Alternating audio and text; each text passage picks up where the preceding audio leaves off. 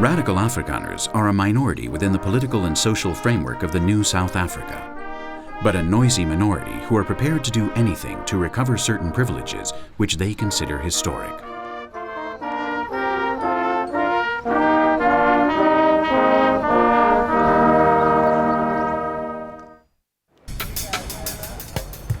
Pretoria is the administrative capital of South Africa and the symbolic heart of the Afrikaner movement. From here, the rich deposits of gold and diamonds that justified colonization are controlled.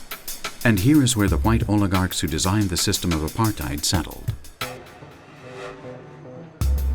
We wish to develop an area for Afrikaners in cooperation with the government of South Africa, that development for the blacks will be on the other side of the river, but we cannot allow a new influx of thousands of blacks in this area. Then we change it back to the old South Africa. And therefore we prefer to develop this as an Afrikaner land.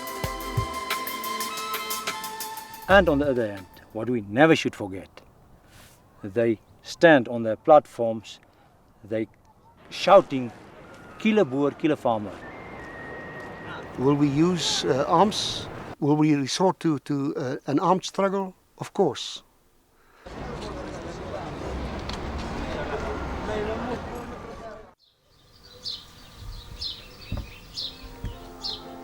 Each one of the Central European peasant families that arrived on the South African coast in the 17th century brought with them two indispensable objects, a rifle and a Bible.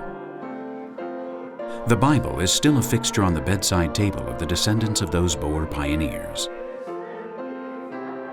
The New Testament is, in Orania, something more than a holy book. It is the guide that determines the duties and principles of its citizens. We give a very high priority to education because your quality, the quality of your work, the quality of your input in South Africa and in the rest of Africa and in our own work for self-determination depends on what we know.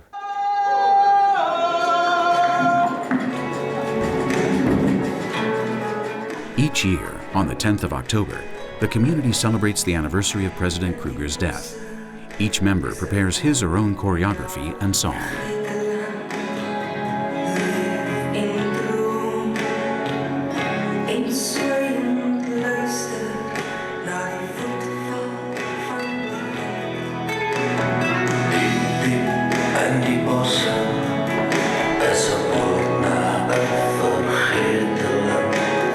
And I just think that perhaps the Afrikaners as a minority group feel that perhaps, they feel that they want to be free, they want to establish their own country where they are a majority and where they can establish their own policy and handle crime their own way.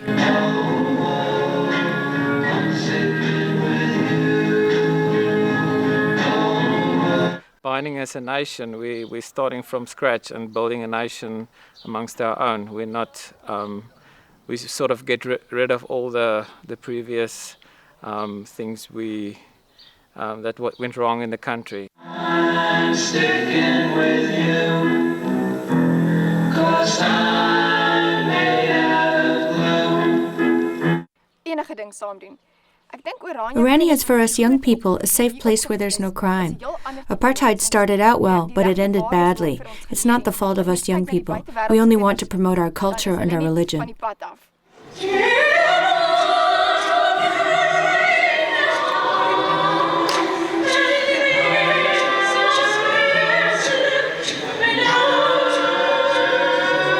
You can look at any other country in this world. Now two cultures can mix together and come together as one.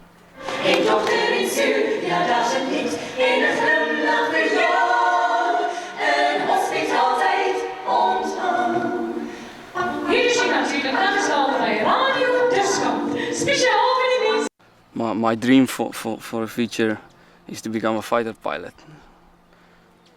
Probably be a mercenary or something.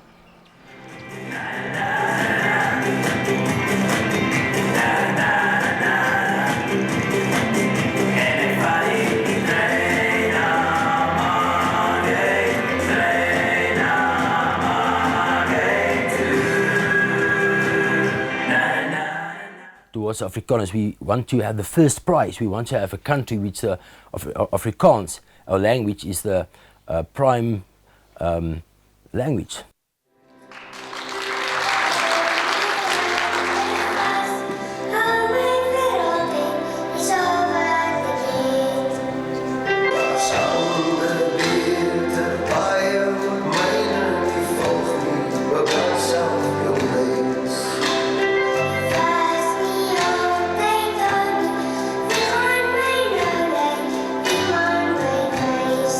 The future of South Africa, that's a hard one. I mean, so many things changed over the past few years. It's unpredictable. Can't say what's going to happen. So you just sit back and wait for it.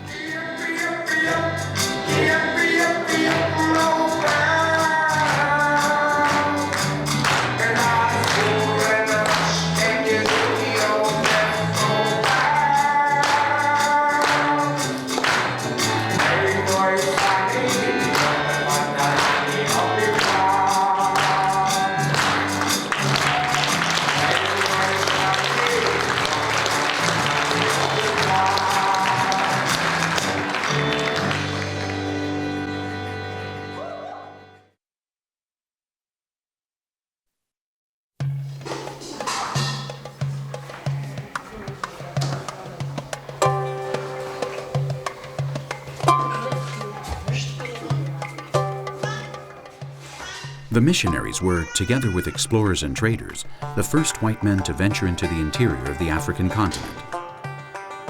And there they still are, each year older and less numerous. In recent decades, with the proliferation of NGOs, another figure has arisen which does not replace the missionaries, but complements them, that of the cooperator. He or she is generally a young Westerner between the ages of 20 and 35, with a university education and high ideals. Olga Thaola was born in France and grew up in Gabon and Spain. She later returned to Africa to take part in a cooperation project. I grew up here, well, not here in Gabon, in another country. I visited other countries in Africa and was educated in Europe. I suppose that in some way Africa was always on my mind, or I always had a memory of my childhood. And that's what drove me to return. Yardeme is an association that takes in single mothers, that takes charge of educating them. It's not a purely charitable organization in that we don't just try to help and that's that, but we educate women so that they, once outside the association, can be self-sufficient, have a profession, earn money, learn something about health, education with a view to educating those children without a father or whose fathers don't take care of them.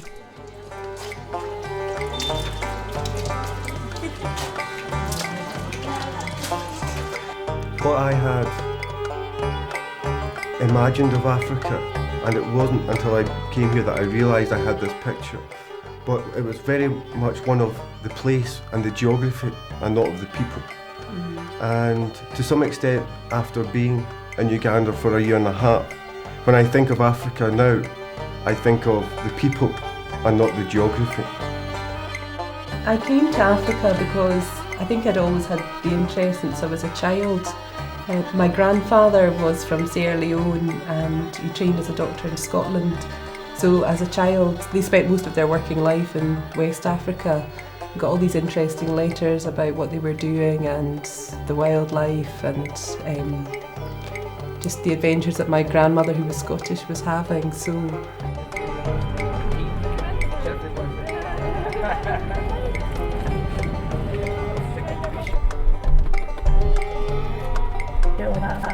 I just thought it would be a very underdeveloped country with, very little means. I didn't expect the sort of triumph and happiness there is in the country. I didn't expect that. I mean, that really enlightened what I thought of the country, because it's amazing. They've got so much spirit and so much community spirit as well.